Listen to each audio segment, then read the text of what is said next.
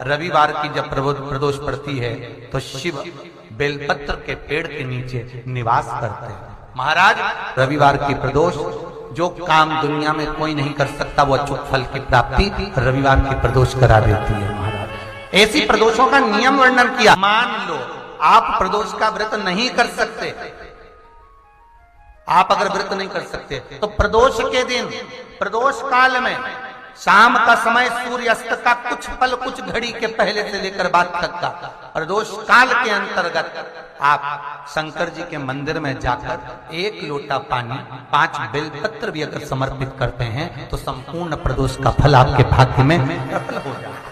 इनमें झगड़ा होता क्यों है?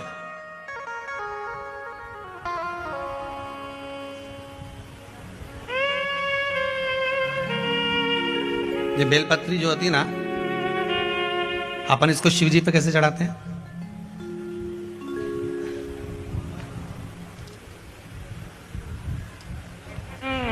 जैसे ये शिवलिंग है, ठीक है, और ये बेलपत्री को अपन ने शंकर जी पे चढ़ाया, इसी तरह चढ़ाते हो ना आप लोग, शिव जी पे चढ़ाया। पहले इससे प्रथम वाली कथा में कहा था जब विशेष कोई कार्य होता है तो बीच वाली बेलपत्र पर शहद लगाकर बाबा पर उसको लगाकर जाया जाता है।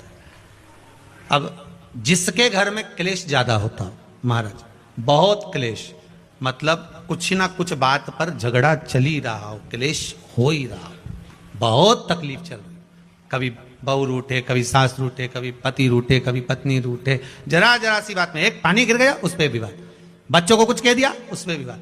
तो ये जो बेलपत्री की ये जो भाग होता है, इस बेलपत्री का जो डंडी का जो भाग होता है, इस भाग को, बेलपत्री के इस भाग को महाराज ऐसी कैसी बेलपत्र, बस ये भाग को बेलपत्री के वृक्ष के नीचे शहद लगाकर इस पत्ती पर ऐसे ही बेलपत्री की जड़ में उस भाग को लगाकर या रख के आ जाइए। केवल एक ही बार करना, किसी भी प्रदोष पर कर लेना महाराज।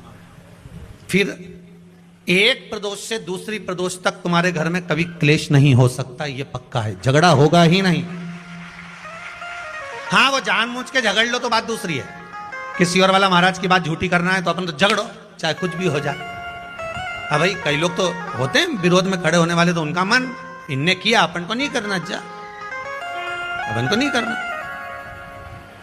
तो अब इनका कह दे कि भाई अपन को तो अब घर में झगड़ा ही नहीं हो रहा, तो वो झगड़ा कराने के लिए मन में सोचे कि नहीं अपन तो झगड़ेंगे चाहे कुछ भी हो जाए। होता है कई बार ऐसा मन में भाव जागृत हो जाता है कि भाई देखना पड़ेगा अपन को, प्रैक्टिकल तो करो। पर हम भी कहते हैं प्रैक्टिकल करो और जरूर करो। एक महाराज जी प्रवचन दे रहे थे, प्रवचन में कह रहे थे शराब नहीं पीना चाहिए, मदिरा नहीं पीना चाहिए, ये गंदा नाली का पानी है, क्यों पीते हो, गटर में पड़े मिलोगे, बर्बाद हो जाओगे। वहीं महाराज का पहचान वाला बैठा था, उठकर खड़ा हो गया, ओ महाराज तुम इतनी बड़ी बड़ी बात कह रहे हो, तुम्हारा सग्गा भाई पी के गटर में पड़ा है, पहले उसको तो ज्ञान दे लो फिर हमको देने ला। महाराज जी चुप रहे, कुछ नहीं बोले। थोड़ी देर बाद बोले, भैया देखो मैं भी प्रवचन कर रहा हूं, मेरा भाई भी प्रवचन कर रहा है, बस अंतर इतना है मैं मुंह से समझा रहा हूं, मेरा भाई प्रैक्टिकल करके दिखा रहा है। तुम जैसे समझना चाहो समझ जाइए, समझना आपको है, आप कैसे समझोगे ये आपके ऊपर है।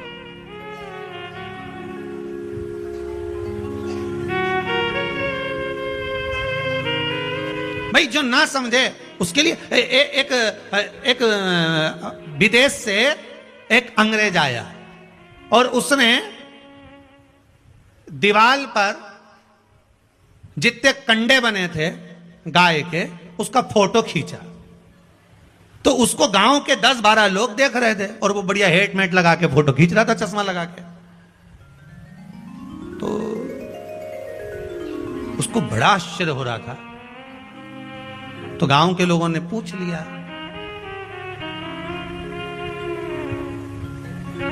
तो वो हेट उतार के खुजा के बोला कि ये गाय दीवार पे चढ़ी कैसे हो। अब जो समझ गया तो समझ गए, ना समझे तो ना समझे। इस शिवलिंग का स्मरण आप करेंगे, बीच में जो एक मोटी सी लाइन होती है इसको अशोक सुंदरी कहते हैं। सब लोग दर्शन करें, जम के बोलो जरा, करें। अशोक सुंदरी की जगह जहां पूरी हो जाती है उसके बीच में शिवलिंग और उसके बीच में थोड़ी सी जगह खाली आती है। करें दर्शन, समझना जरा बहुत अच्छे से। जैसे ये अशोक सुंदरी की जगह है, हम निवेदन करेंगे आस्था चैनल वालों से भी और एलईडी वाले भी, जिन जिनको एलईडी पर आप दर्शन करा रहे हैं वो पूरी तरह से कराएं। गणेश जी का स्थान, षडानंद कार्तिकेय का स्थान, अशोक सुंदरी का स्थान बीच में। अशोक सुंदरी का जो स्थान पूरा हो जाता है, वहां से लेकर शिवलिंग के बीच में खाली जगह आती है। करें दर्शन आप लोगों ने, खाली जगह आती है। उस खाली स्थान की जो महत्वता है, ये जो अशोक सुंदरी से लेकर बीच में जो जगह है, ये भगवान शंकर की जो धर्म पत्नी है माता पार्वती, उनकी जो योगनियां हैं 64 योगनी, उनकी जो शक्ति पीठें हैं, उनकी जो सिद्धता है, उनकी जो सिद्धियां हैं, ये अशोक सुंदरी से शंकर के शिवलिंग के बीच में जो खाली जगह होती है, इस स्थान पर 64 योगनियां, देवियां, अष्ट सिद्धियां, नवनिधियां सब इस स्थान पर रहती है। इसलिए हमारे यहाँ शिव महापुराण की कथा कहती है, पूर्ण पूजन के बाद अगर कोई नारी, कोई पुरुष, कोई बच्चा, कोई बुजुर्ग अपने मन की बात का स्मरण इस जगह पर हाथ को रखकर, जैसे किसी के हृदय पर हाथ रखते हैं तो दिल धड़कता हुआ स्मरण होता है, उसी तरह यहाँ स्पर्श करेंगे और स्पर्श कर कर जब अपने मन की बात करते हैं तो देवाधिदेव महादेव नंदी के साथ आकर प्रदोष के दिन कार्य की सिद्धता पूर्ण करते। उस स्थान की मूलता होती है, वो स्थान। समझ में आएगी ना जगह? अरे बोलो तो जम के। नहीं समझ में आई हो तो एक बार फिर वापिस समझ लीजिए, फिर समझो वापिस।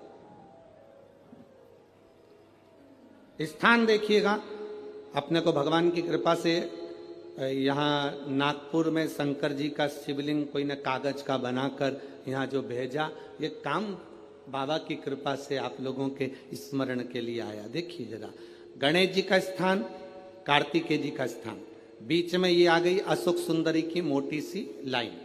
अशोक सुंदरी की लाइन जहां खत्म होती है, वहां से जो शिवलिंग रखा है, इसके बीच की जो जगह है, ये जो बीच में अशोक सुंदरी के स्थान से लेकर शिवलिंग के स्थान के बीच में जो खाली जगह है, ये 64 योगनियां, अष्ट सिद्धियां, नवनिधियां, सब कुछ मेरे देवाधिदेव महादेव ने माता पार्वती को अपने चित्तवृत्ति के साथ यहां अनुमति प्रदान कर रखी है। वहां का स्पर्श, वहां का मात्र स्पर्श और हमारे दिल की बात। शंभो, जिस नारी को 30 साल हो गए हों, बच्चे नहीं हो, 35 साल हो गए हों, संतान नहीं हो, 25 साल हो गए, 20 साल हो गए, संतान का सुख ना हो, और डॉक्टर ने कह दिया कि कोई बहुत बड़ी बीमारी किसी व्यक्ति को है, रोग बड़ा, बीमारी बड़ी है, और उस बीमारी का कोई हल, उस रोग का कोई हल नहीं दिख रहा, कोई हल नजर ना,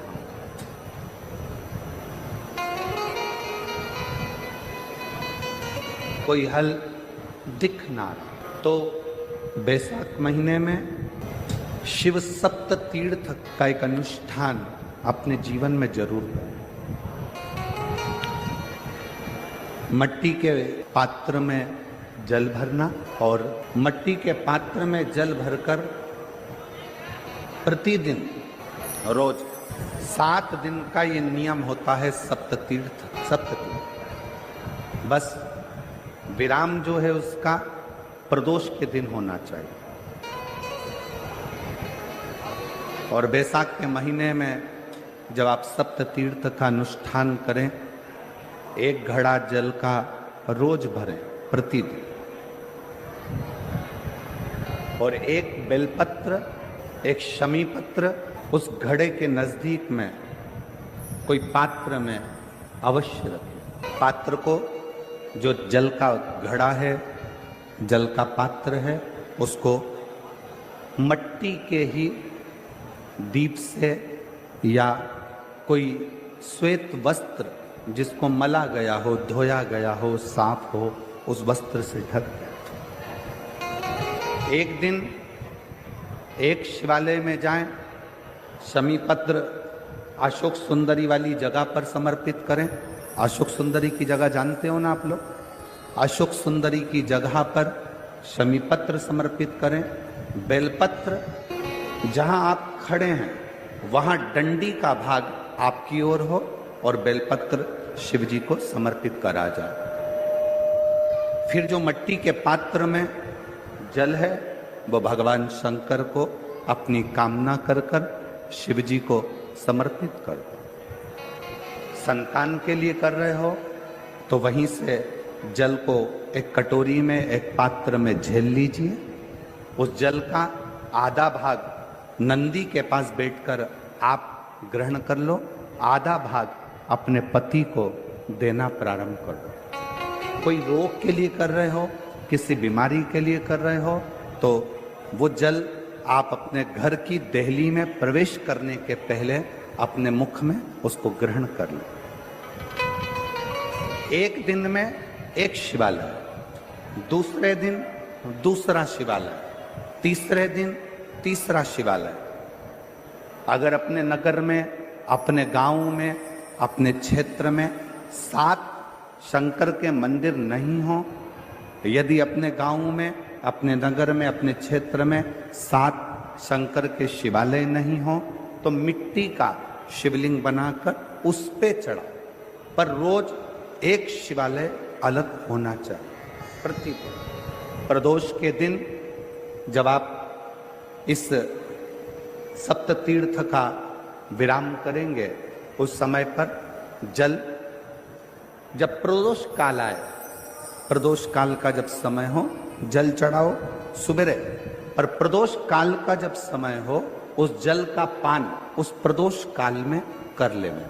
प्रदोष को जो प्रदोष काल में उस जल को शंकर का पंचाक्षर मंत्र नमः शिवाय, षडाक्षर मंत्र ओम नमः शिवाय या श्री शिवाय नमस्तुभ्यम बोलकर प्रदोष काल में उस जल का पान करें। बाबा को प्रार्थना करें, शिव से विनय करें। ये नियम केवल बैसाख के महीने में होता है, इसको बाकी के महीने में नहीं किया जाता है। इसको बाकी के महीने में नहीं करते, केवल बैसाख।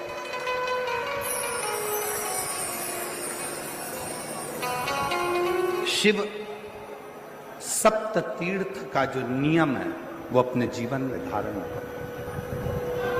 और हम तो कहेंगे शिव महापुराण की कथा श्रवण करने वाले प्रत्येक बेटा बेटी से, शिव महापुराण की कथा सुनने वाले प्रत्येक शिव भक्त से हम तो कहेंगे कि शरीर में कोई रोग नहीं भी है, संतान की प्राप्ति नहीं भी चाहिए, उच्च शिक्षा के लिए आप कर रहे हैं, अपने जीवन की खुशहाली के लिए कर रहे हैं, तो शिव का सप्त तीर्थ अनुष्ठान अवश्य करें, अवश्य करें और अपने जीवन को सार्थक करें। शंकर भगवान को धतूरा कब चढ़ाना चाहिए उसका विशेष ध्यान रखें। जैसे शिवरात्रि है, प्रदोष है, या सोमवार है, या कोई विशेष आपका उत्सव है, तो आप शिव जी को धतूरा चढ़ा सकते हैं। या विशेष कोई बीमारी ऐसी लग गई है या विशेष कोई तकलीफ ऐसी हो गई है जिसका निवारण नहीं हो रहा, तो आप धतूरा चढ़ा सकते। धतूरा चढ़ाने का भी एक क्रम है। हल्दी में भिंगोकर धतूरा चढ़ाया जाता है लक्ष्मी के लिए। चंदन में भिंगोकर धतूरा चढ़ाया जाता है आयु की वृद्धि के लिए। अबीर, अबीर एक सफेद कलर का बॉर्डर होता है। अबीर गुलाल जो होती है, गुलाल में अबीर डलता है, चमकदार, आपने देखा होगा अबीर। तो अबीर में धतूरा जो डुबोकर चढ़ाया जाता है, अबीर को लगाकर चढ़ाया जाता है, वो रोग मुक्ति का होता है। काय के लिए होता है? वो रोग मुक्ति, रोग की मुक्ति। धतूरे का भी एक स्मरण होता है महाराज। बहुत भारी रोग है, बीमारी लग गई है, डॉक्टर अपना काम कर रहे हैं, घर का व्यक्ति बहुत बीमार हालत में पड़ा हुआ है, तो बेलपत्री के वृक्ष के नीचे भी शिवलिंग का निर्माण कर कर एक धतूरा समर्पित करा जाता है, जिससे रोग से मुक्ति होती है। उसमें ना तो हल्दी लगाई जाती है, ना चंदन लगाया जाता है, ना अबीर लगाया जाता है, केवल धतूरा चढ़ाया जाता है। अपने को भी अगर गलत विचार आते हो, पूजन के समय पर पाठ करते करते गलत जगह पर अपना मन जा रहा हो, तो 5 प्रदोष एक कटोरी में 1 चम्मच घी, गाय का, देसी गाय का 1 चम्मच घी, 1 चम्मच भी ना हो तो आधी चम्मच घी, आधी चम्मच भी अगर घर में ना हो तो 2 बूंद घी, 2 बूंद भी ना हो तो देसी गाय का 1 बूंद घी अपनी हथेली में मध्य में लगाकर, जो शंकर भगवान का, भगवान शिव जी का जो शिवलिंग होता है, उस शिवलिंग के ऊपर के भाग पर अपनी हथेली को रखकर, और जो अशोक सुंदरी वाली जगह है उस जगह पर अपनी हथेली का घर्षण करना चाहिए। लगभग 5 प्रदोष अगर आपने कर लिया तो निश्चित है आपकी बुद्धि में कभी गलत विचार पूजन करते समय आएगा ही नहीं, और गलत दृष्टि की ओर जाओ।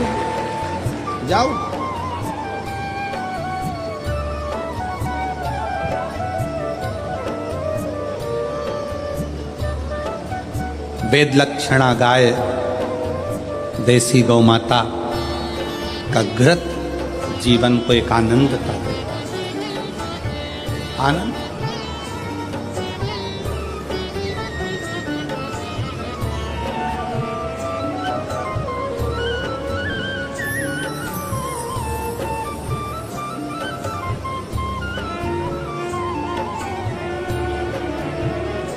भारत के इतिहास में संसद भवन में बैठकर रात रात भर मंथन कर कर जो वक्फ बोर्ड बिल पर संशोधन किया गया, उसके लिए पूरे प्रशासन को बहुत बहुत साधुता,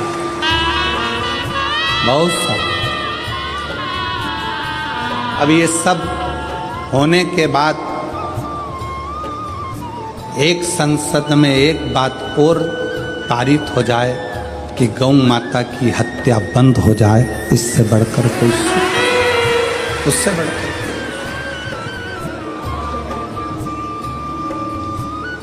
गौ माता का, देसी गाय का घृत, वेद लक्षणा गाय का 1 बूंद घृत हाथ की हथेली पर लगाकर शिवलिंग के ऊपर और अशोक सुंदरी की जगह पर घर्षण करने से जो गलत विचार, गलत सोच, गलत दृष्टि, गलत भाव, ये समाप्त हो जाता। एक बात अपने हृदय में उतार कर रखिए, जो बेटियां ससुराल में दुखी हैं, बहुत कष्ट में हैं,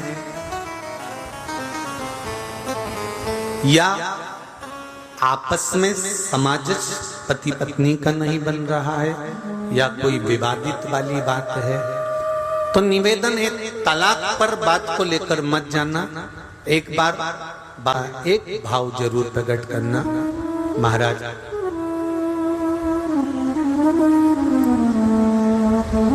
श्री अवधूतेश्वर महादेव का नाम लेते। कौन से महादेव?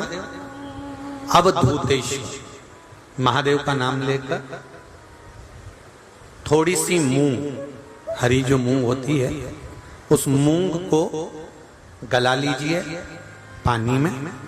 गलाने के बाद में उस मूंग को शिव मंदिर में ले जाकर भगवान जो नंदीश्वर विराजमान होते हैं वहां रखकर 7 बेलपत्र उस मूंग पर चढ़ा दीजिए।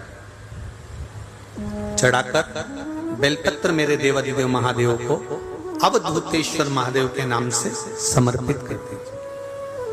वो मूंग उठाकर गौशाला में या आपके रोड पर कोई नंदी दिख जाए या गौशाला में कोई नंदीश्वर हो तो उस नंदी को वो मूंग खिला दीजिए थोड़ी सी। 3 या 4 प्रदोष करोगे, तलाक तक बात नहीं पहुंचेगी, आपस में प्रेम बढ़ जाएगा, बेटी को सम्मान मिलना प्रारंभ हो जाएगा और टेंशन समाप्त हो जाएगी, परिवार नहीं टूटेगा।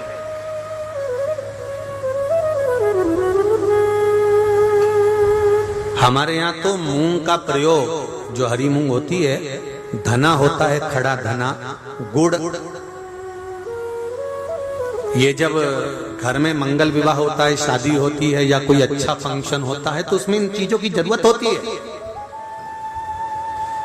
कभी आपने अपनी सासू माँ से पूछा कि मम्मी ये मूंग क्यों रखते हैं, ये गुड़ क्यों रखते हैं, ये खड़ा धना क्यों रखते हैं? ये तो सब दाल का सामान है, ये तो सब वहां रसोई घर में होना चाहिए, फिर ये पूजा की थाली में इसको क्यों रखते हैं, उसका कारण क्या है?